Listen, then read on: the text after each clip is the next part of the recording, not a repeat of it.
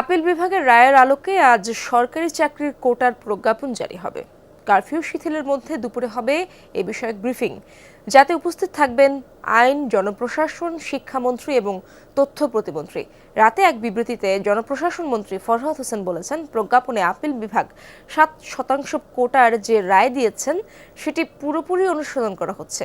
নবম থেকে 20তম গ্রেডের নিয়োগ হবে 93% মেধার ভিত্তিতে, বাকি 7% কোটার জন্য নির্ধারিত। এর আগে সন্ধ্যায় প্রজ্ঞাপনে অনুমোদন দেন প্রধানমন্ত্রী শেখ হাসিনা। আপিল বিভাগের রায় অনুযায়ী মেধায় 93 ভাগ, মুক্তিযোদ্ধা, শহীদ মুক্তিযোদ্ধা ও বীরাঙ্গনার সন্তানদের জন্য 5 ভাগ, ক্ষুদ্র নৃগোষ্ঠীদের জন্য 1 ভাগ এবং প্রতিবন্ধী ও তৃতীয় লিঙ্গের জন্য 1 ভাগ কোটা রাখা হয়েছে।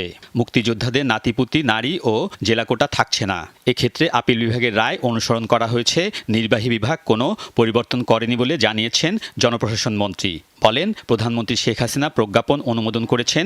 জারি হবে মঙ্গলবার কারফিউ শিথিলের সময়।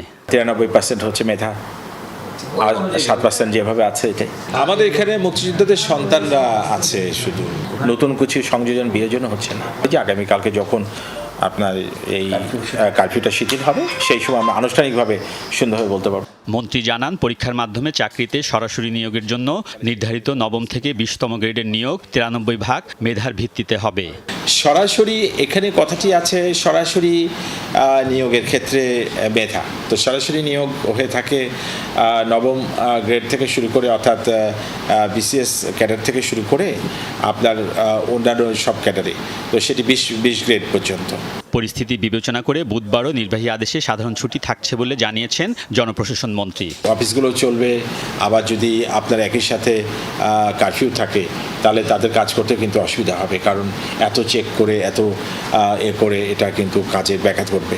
সেই জন্য তাদের সহযোগিতা করার জন্যই কিন্তু আমি এটা করেছি।